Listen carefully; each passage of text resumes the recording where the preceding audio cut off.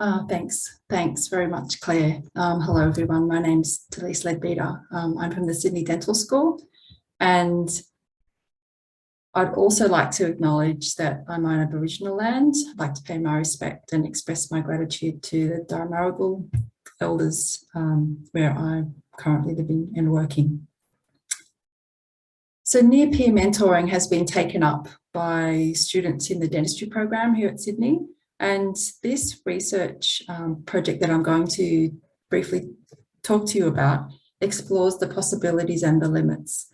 And this is really a research project led by these three students, Lauren, Rhea and Tara, who I've worked closely with over the last few years. They're currently in year 4 of their dentistry program and are just doing their final assessments last week and this week.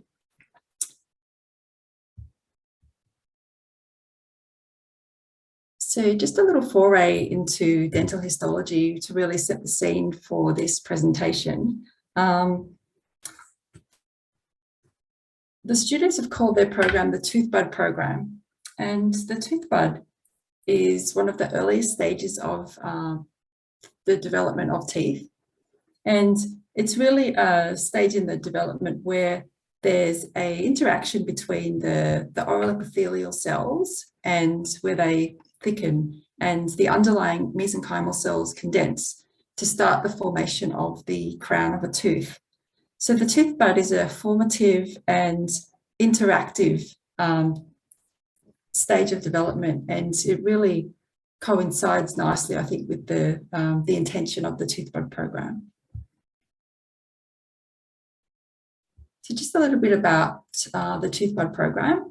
It was introduced in 2017 by the dentistry students, and the intention really was to welcome the first year students, and the design of the program was that, or is still going, that year 2 students will be paired with the incoming year 1 student. This program is entirely run by the student body and is relatively unstructured and informal. There is a suggestion that the student pairings at least meet once to then work out how they want to continue to engage with each other. About 150 students take part every year, and the year 2 students do some preparation in pairing the students together. Could be according to their hometown or previous degrees.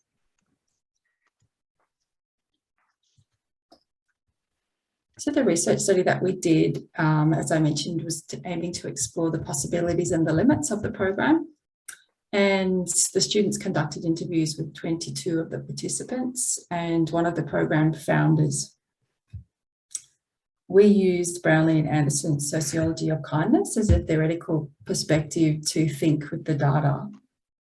And Brownlee and Anderson suggest that at least 4 features of ordinary kindness, that it has an infrastructural quality, and the low-level everyday kindness really leads us to understand one another. It's unobligated in character, it's interpersonal in character, and it also has an atmospheric potential or practical and affective consequences.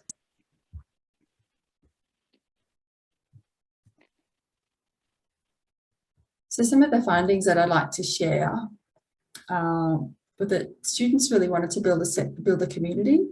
There were some hierarchical structures that students encountered along the way. They really wanted to foster a sense of community through the collective small acts of kindness. And there was really a dichotomy here with the student-led design being attractive to students, such as the informality and the flexibility. However, those same things were identified as potentially impeding the mentoring for others. And Brownlee and Anderson do recognise that simply by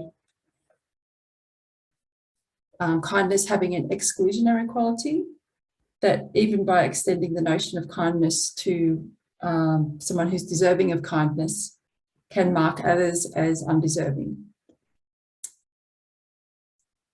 There was a strong sense of kinship, and the coursework seemed to be a preliminary reference point for that.